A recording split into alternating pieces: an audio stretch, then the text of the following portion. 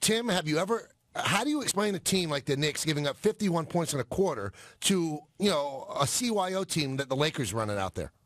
Well, I think you guys summed it up. That's a lack of preparedness, period. End of story. If you come out with a semblance of a game plan, whether it's a good one or a bad one, and you just put forth maximum effort defensively to try to cover for each other, that's not going to happen, right, particularly against a team that's as offensively challenged. Well, I shouldn't even say offensively challenged, just talent challenged that the Lakers are. So there's no other excuse other than that was a team that took the floor and was not ready to play an NBA game. How? Even though as bad as they are, Tim, and Atlanta and Charlotte quarter? Just as bad. You have a great first half and great first quarter. Great first quarter. But how can that happen? How can that be? They just won 8 straight games. They just beat Indiana. I don't know. And you know that you could still make the playoffs, as much of a joke as that is. How can that happen?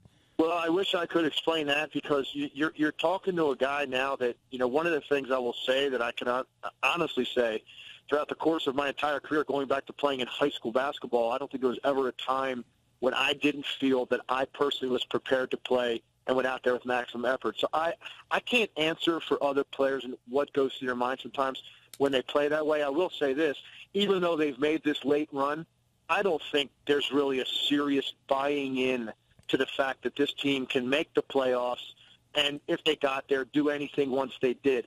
So I think when you're in this late in the season and that reality is there hanging over you, you have a potential for coming out and being that flat and not putting forth the effort, regardless of how well they may be playing lately. It's a little too late, and I think that's sunk in a little bit, and you end up with that type of performance. All right, let's talk about a real basketball game, and that's tonight. And it's a big game because they traveled you to Indianapolis. So that being said, how badly does each team want this game?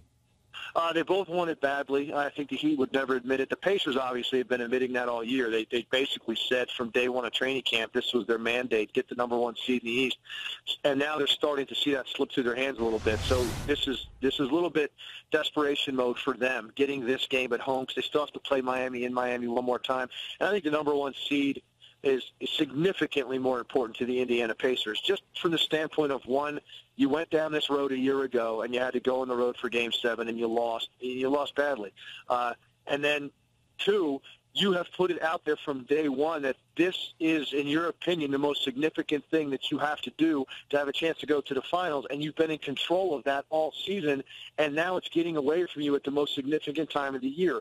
That would be a blow to this team if Miami wins this game tonight, and they're virtually tied then in the loss column. And with Indiana's schedule being significantly more difficult down the stretch, if Indiana doesn't win tonight, I think Miami will end up at the number 1 seed in the East. And if that's the case, I don't think Indiana's going to get to the finals. Tim, if the 1 seed's so important, why have these two teams only played .500 ball over the last few weeks? Well, there's a couple of things. I mean, when you look at Indiana, and I don't know, that you can blame a personnel move, particularly to a guy off your bench, for this. Okay, there's more to it than this, but I do think if you go look at the timeline of this team's played .500 basketball since they made the Danny Granger move. And Danny Granger, even though he was a guy that was finding his legs and he was only shooting 35% for this team and trying to get back to the Danny Granger that we knew before, even if it was going to be in a reserve role, they gave up on him too soon. And he was very popular in that locker room. He's very, very close to Paul George.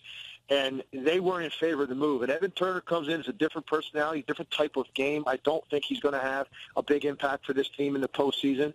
And they played .500 ball since. So there's a dynamic to chemistry in your locker room and a little bit of a malaise that kind of comes in. And that triggered this. Now, on top of it, Paul George right now completely has lost confidence in his jump shot. So he's shooting about 29% for the last 5 games. Roy Hibbert just spent 2 games in a row where he has 10 fouls and 7 points in a 2-game period. He's really struggling. Lance Stevenson is starting to revert to some of his old habits of trying to do too much when he gets his hands on the ball. So all the things that they did to make us believe that they could win a title this year, they haven't been doing those things in terms of paying attention to the details and guys playing at the level they were at the start of the year. If there's still time to turn it around and winning 1 game against the Heat, I think could put this team right back on track from a confidence standpoint and make them feel like, okay, you know what, we're back now because we rose to the occasion in a huge game in our building against a team we're trying to beat. If they lose tonight, it could have the opposite effect.